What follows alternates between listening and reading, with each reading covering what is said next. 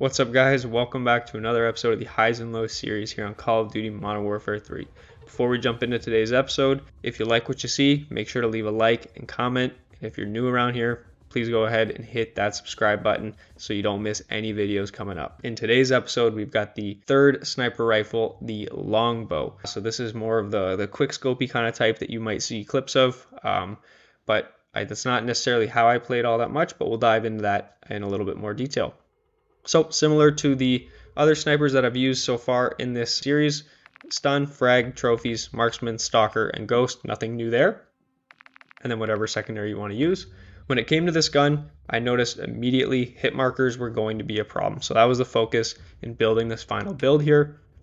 Shadow Strike Suppressor, you guys know I love being suppressed, especially moving around the map. The barrel, again, we got to increase that damage range. We got to increase that bullet velocity, even if it comes to the expense of our ADS and our sprint to fire, which we will go ahead and rectify in a sec. 2.5 times scope, you guys probably would have guessed that before the episode even started. No stock, again, we gotta capitalize on that movement speed and the sprint to fire speed, and the not Z3 grip. So again, increasing our sprint to fire and our ADS speed.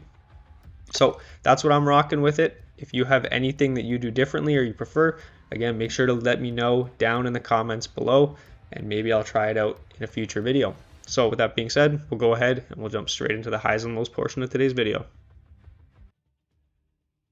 All right, kicking things off today here, Invasion Hardpoint, and we're starting off with a bang. We get a nade, we come on into the hill, we get shot at, we turn around, jump in a corner, get a nice no scope, and then a little bit later, a couple other guys come waltzing through, get another no scope, a second no scope, and then we get a very nice little quick scope to finish off the clip. But not all clips were like that one. We do have a lot of lows, starting off on Scrapyard Control. Not anything in particular, but we just got cooked this game. We ended up going 5-14, and this is kind of what the game was like, or at least that's how it felt. Just to give you guys a quick little sneak peek there. So first and foremost, I want to apologize if I sound a little bit different than the intro. I'm recording these on different days, and I am recovering from a little bit of a cold, so bear with me if I sound a little more nasally than usual, and if I have sniffles or if I cough every now and then. It's not my fault. So today's episode, we've got the longbow, and this is one of the guns that I think I'm probably the most torn between. I don't really know how I feel about it at the end of it. Because it is kind of a fun game. It's a little bit quicker than the KV inhibitor, but I find it's so inconsistent with the hit markers. So that's why, you'll see a real good example of that later on, especially throughout the course of this episode here. I think it's right here actually. Or no, sorry, it might be here. We get two, but then we get a hit marker on the third. Yeah, right there. And that's one of the things. But anyways, when it comes to this gun, the quickness, the fire rate, are the two big pros when it comes to this gun. The mobility is a lot quicker. I think one of the first attachments you unlock is no stock, so it just it enables you to be quicker if you use that attachment. So the quickness, the fire rate, I think it shoots quicker than the KV inhibitor, so that's always nice. So that kind of ties into it all. I do have a third plus here, but we'll take a quick look at this clip here. Just another example of how, again, I got a hit marker there. I easily could have died, but thankfully the guy was bad, or I was strafing real good, and he was able to figure me out there. But essentially, another clip that I think I had was the clip size. I mean, you start off with 30 bullets, which in the grand scheme of things is pretty good, but when are you ever really going to use 30 bullets with a semi-auto gun like a sniper like that? It's really nothing. It's not too relevant for this gun. but the big drop back was the hit markers, and this game was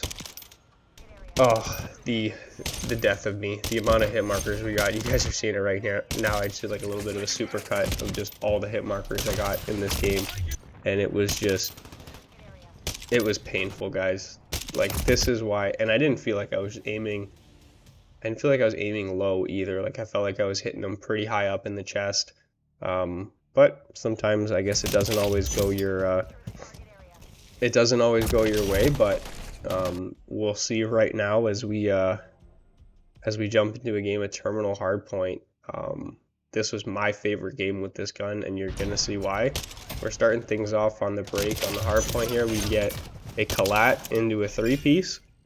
We lay down, and then they respawn up on the escalators. They don't see me. I let the first guy go by. Boom, 1, 2, 3 once again. Clip of the episode, 1, 3, 4 headshots. Count them, read them, and weep. In the kill feed, we get ourselves a quad headshot feed with this gun. So like I said, there's some pluses, there's some negatives in this series, and that is, I'd say that's up there for contender for the best highlight in the series so far. I mean, a quad headshot feed. I mean, I don't know about you guys, but back when MW2, the old MW2 was around, you'd go around trying to get sniping clips with the intervention and the Barrett and trying to get as many kill feeds, and I don't think I've ever even gotten that when I was trying to go for those types of clips. But overall, I mean, the gun wasn't terrible. It ended up taking us a total of 14 games.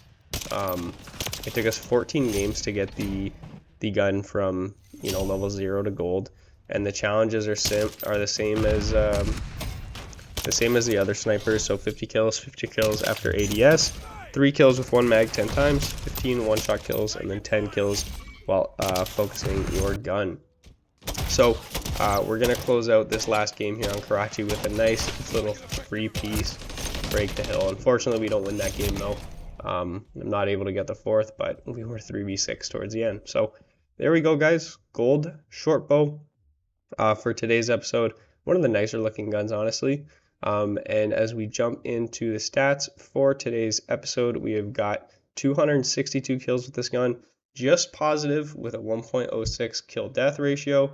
Our accuracy was pretty good with 50-53 and 32-44 on the headshot accuracy. So again, if you guys like today's episode, make sure to leave a like, comment, and subscribe.